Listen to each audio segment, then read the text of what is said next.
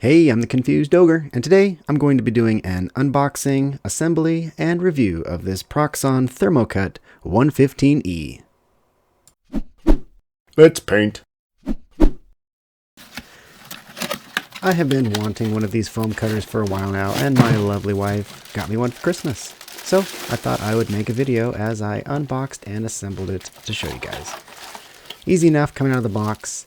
Everything seems to nestle here nicely in the bottom. I'm hoping that it will all store there just as easy. It wasn't super intuitive to put together, and I actually had to consult the instruction manual. I don't like doing that, but we did it this time. There's a few parts to be aware of here. We've got the on-off switch. We've got the temperature adjustment knob. There's a little LED to tell you that it's on. And there is this little screw for clamping down the wire. This guy's called the angle gauge, and this is the overarm.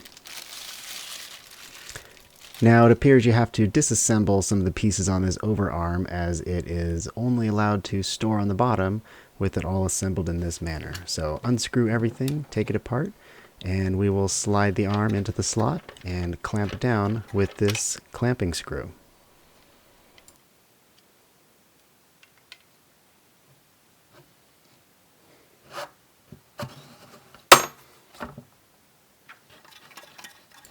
Once that's in place, screw in the wire to the bottom. That's going to complete the circuit to make our wire hot.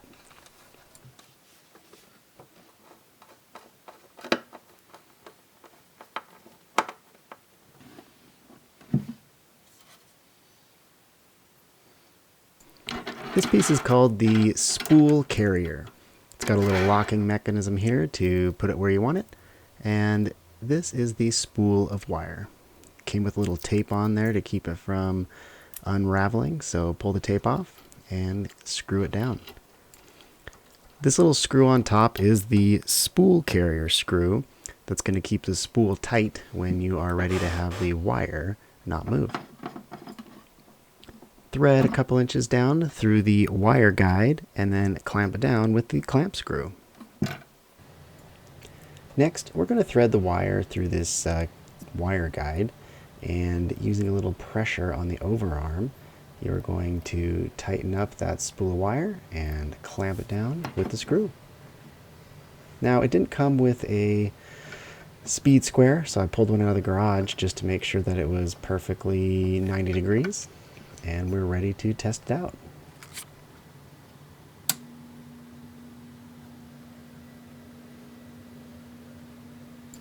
You can see the Proxxon has a handy level gauge here that tells you, based on the thickness of the foam you're working with, what power setting you need to set it to.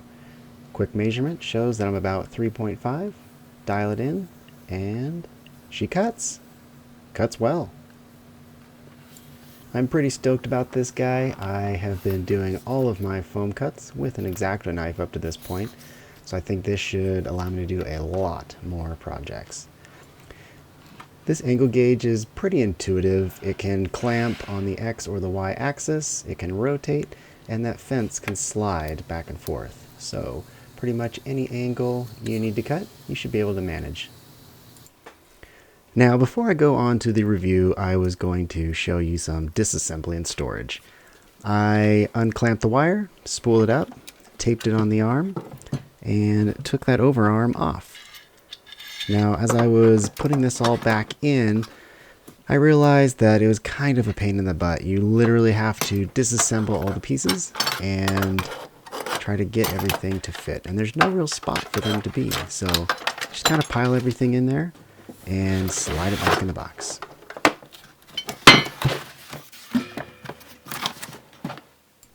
Okay, time for the review. There is 5 categories that are important to me that kind of came to mind as I was unboxing and assembling this thing. So I'm going to base the review on these 5 categories: assembly, operation, adjustment, quality, and storage. Starting off with assembly, I think this thing was pretty easy to assemble. It was not really intuitive, and I did have to jump into the instructions and kind of had to disassemble it before I could assemble it the right way, just the way it's stored together. So Overall, though, not too bad. I'm giving a 8 out of 10 for assembly. Next up is ease of use, and I found this thing extremely easy to use and operate. It's very intuitive, it's very simple, it's got instructions right on the front. I didn't even need to read anything to learn how to operate it. 10 out of 10. Next is adjustments. This thing was pretty easy to adjust. It would have been nice to include a little speed square to help line up your wire to make sure it's perpendicular, but the little fence angle actuator is pretty easy to use and understand. So I'm giving an 8 out of 10 for adjustment. For the fourth category of quality, I found that the overall machine was pretty sturdy. It was durable. I think it's going to last a long time, and I really love everything about it.